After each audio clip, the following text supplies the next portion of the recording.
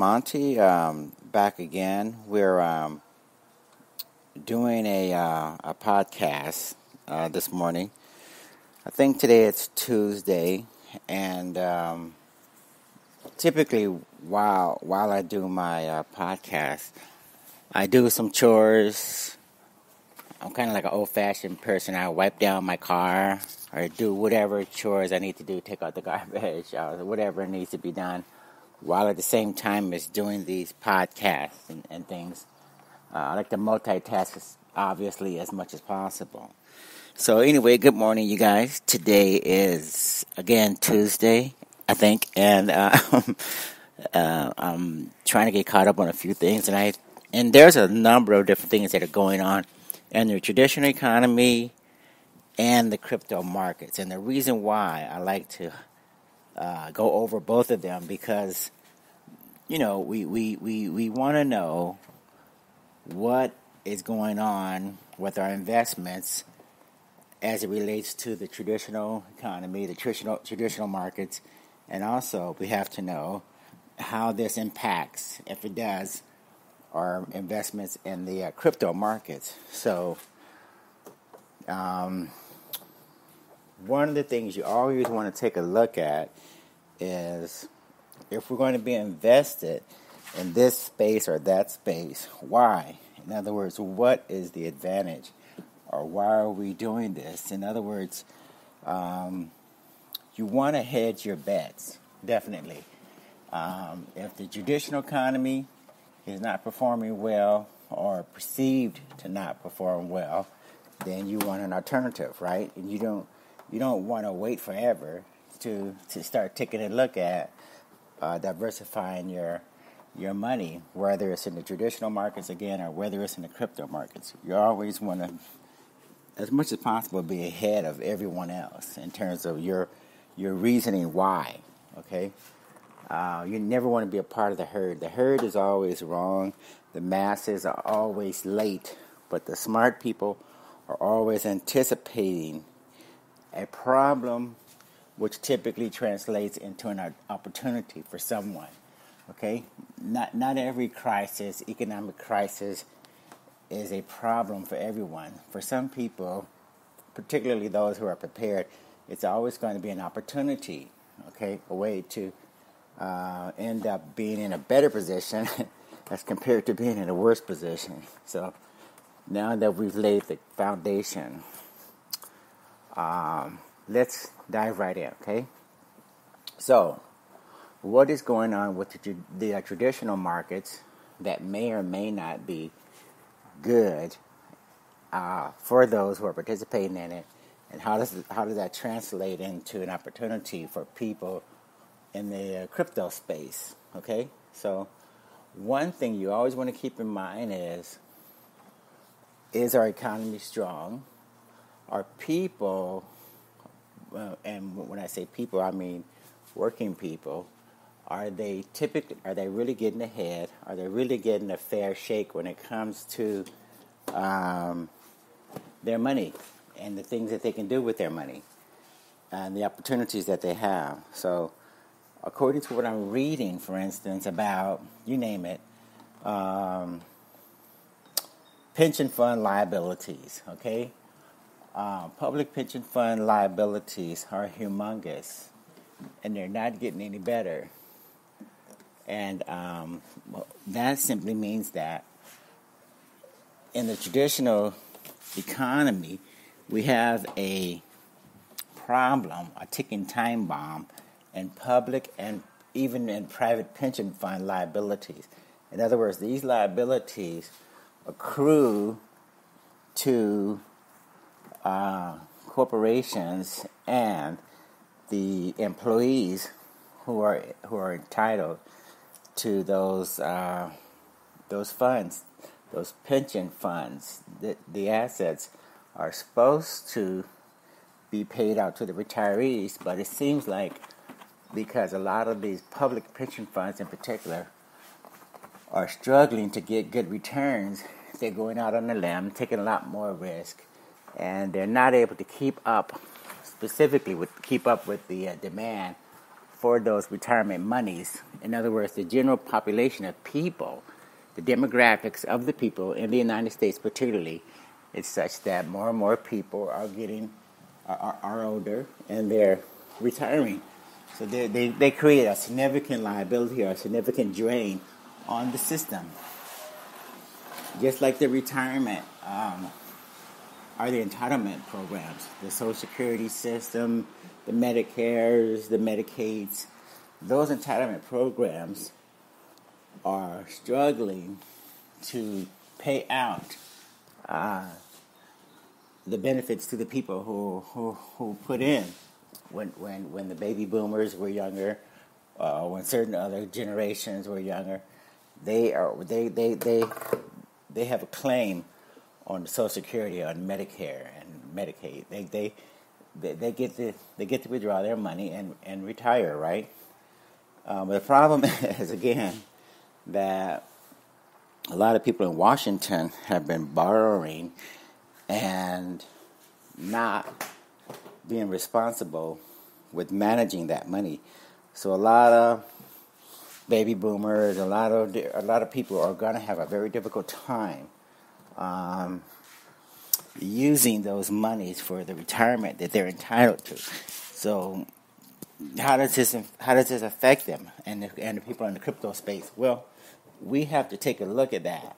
And when I say we, I mean the people like myself who invested in cryptocurrencies.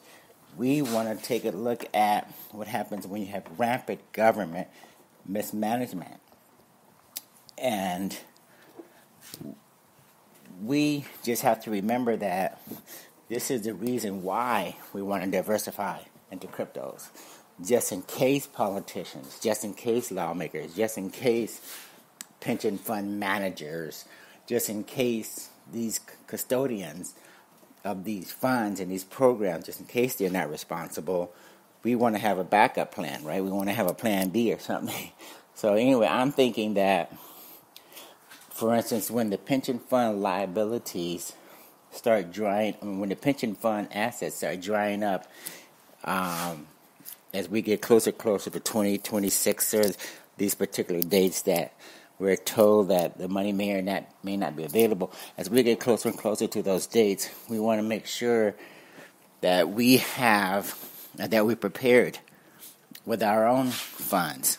Okay, if we have bitcoins, if we have cryptocurrencies like Ethereum, like Litecoin, or whatever it is, then we want to make sure that we are prepared. So you set aside, hopefully, enough money, enough cryptocurrencies rather, to offset what the governments and these managers of these entitlement programs are not able to give us.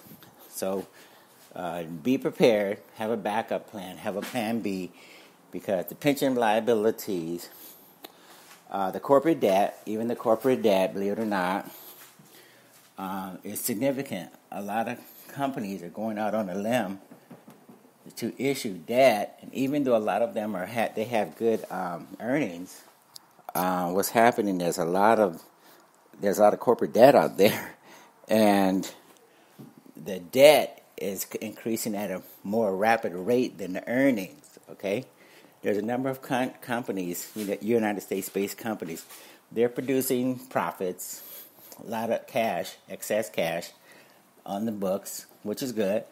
But at the same time, the liabilities, the corporate debt rather, is significant. Okay, so those guys can only play those games for so long before that implodes, and that's what we're seeing right now. Significant corporate debt adding up at a faster rate as compared to what the earnings that are being reported. Okay,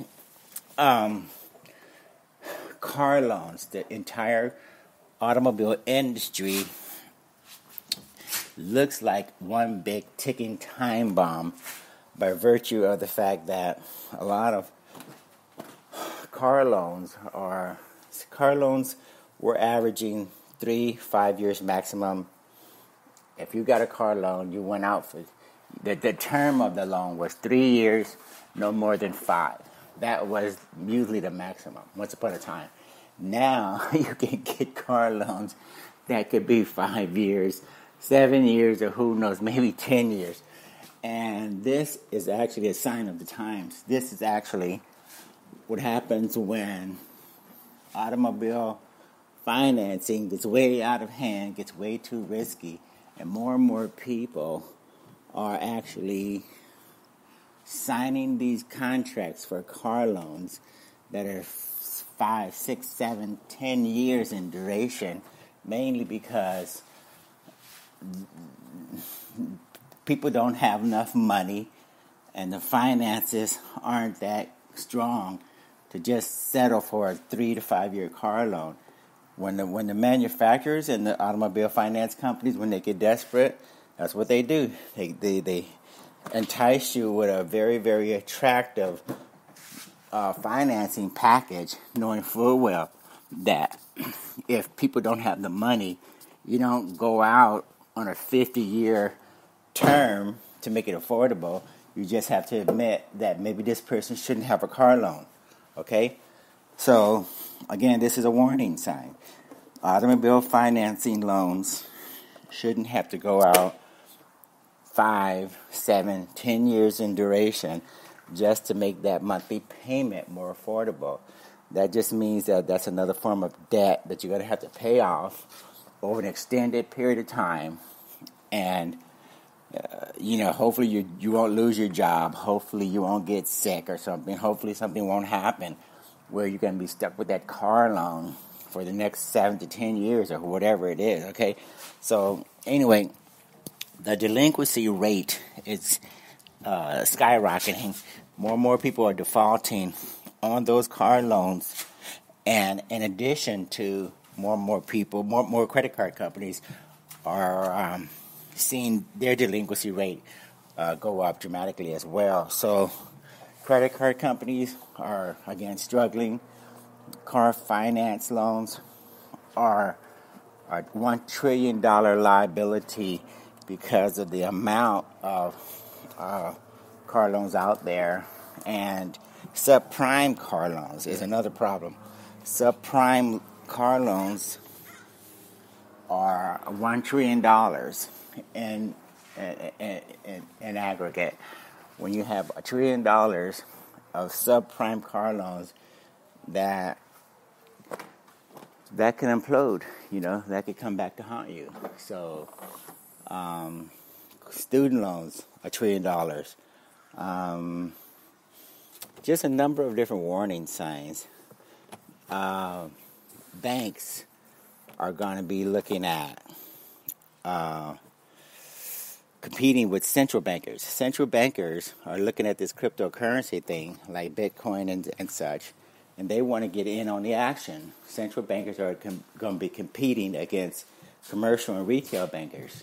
So when your central bank competes with your local retail and commercial banks, that means that the loans and the loan fees and such that the regular banks normally collect and fund real estate investments, that's no longer going to be there to the extent that it was when you have a central bank that has its own cryptocurrency that competes against the local bank. So the local bank is going to look very, very different in the very near future, mainly because if a central bank like the United States Federal Reserve or something, if they issue their own cryptocurrency, the central bankers, and compete against the banks, that means that now the central banks can issue you directly their own currency and bypass the lending process, bypass the deposit-taking process, bypass a lot of things that were typically in the hands of the commercial and retail banks. So that's going to be a problem. Okay, the banking industry has been in control and has micromanaged our savings, checkings accounts, a lot of investment money for a long, long time. Deposit taking, doing most of the business in real estate, home purchases, etc., etc. A lot of that has been done on the local level with your local retail bank forever. That's where it has been done. But when the central bankers get into this space by way of issuing their own cryptocurrency, and it won't be peer-to-peer, it won't be censorship resistant, it won't be anyway comparable or comparable to Bitcoin. It won't be decentralized. All of these things will have to be stripped out of the central bankers' shitcoin because they don't want to give up power. They don't want a currency that you can take from country to country that allows you to have your own private keys. The central bankers aren't going to allow that, okay? So they're going to give you a stripped down, watered down version of their cryptocurrency, but they will retain control. If you're a dissident, you protest too much, you hang out with the wrong crowds, some subversive group who wants to protest and march in Washington D.C. for instance, they will cut you off from the system. More than likely, they'll use that power inherent in their own cryptocurrency technology to censor you and prevent you and intimidate you and take monies from you for taxes, take money from you for whatever it is, whatever reason. It'll be very easy to accomplish with their own central bank cryptocurrency. So we're just warning you guys about that particular issue so you'll be ready, give you a heads up. What else is going on in the crypto space? We have to mention that the media and a lot of people who are unintelligent about what's going on with Bitcoin and cryptocurrencies in general are trying to lead us to believe that they're trying to make you guys panic, trying to make you guys sell, trying to make you guys nervous, trying to make you guys fearful of committing your funds and being in the cryptocurrency space with Bitcoin, Ethereum, Litecoin. Traditional cryptocurrencies are a threat to the system. So when you see the headlines talking about 51% attacks, you see headlines talking about what else? What has been in the news lately? The CFTC investigating major exchanges for price manipulation.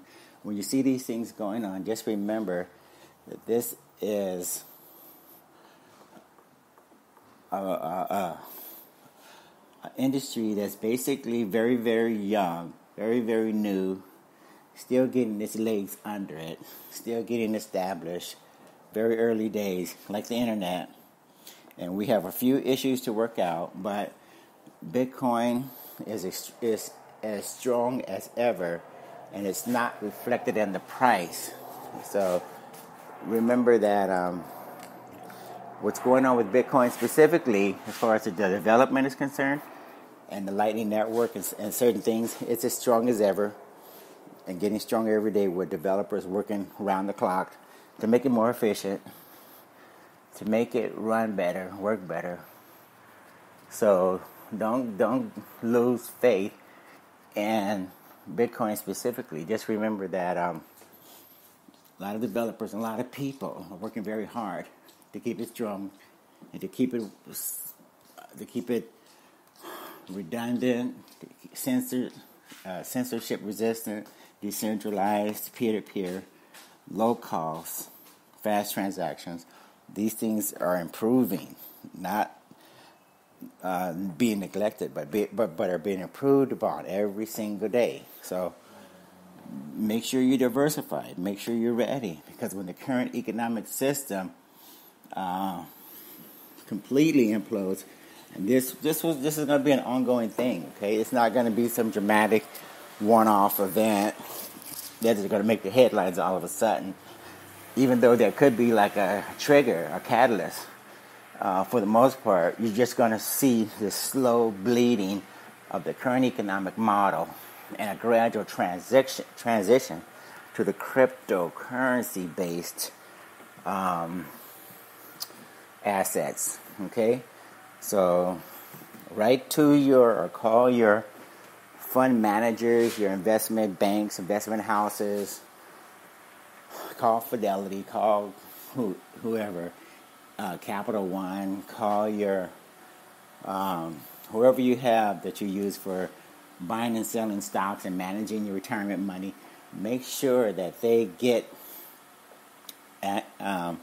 Bitcoin listed as an option, so you can invest with them. Okay, because that's going to be important going forward, to have your money in places where it can't be confiscated, and in a place where hopefully your money will be run counter to the traditional economy. In other words, when things go up in a traditional economy, you want something that's negatively correlated. When things go down or completely implode in the traditional economy, you want something that's going to offset that. Okay. So that's what we're focusing on. So remember, above all, the signs definitely look like this is one of those situations where we have to be prepared. You have to take a look at all the things that are happening in the traditional economy, and how that's going to affect your livelihood. You have an obligation to your family, to your workers in a company, to your shareholders or whatever, to be diversified, to not have all your eggs in the traditional economy, because you will lose everything, okay? And it just makes smart money management to be diversified, especially when you see all these signs. Car loans, as I mentioned, subprime car loans particularly,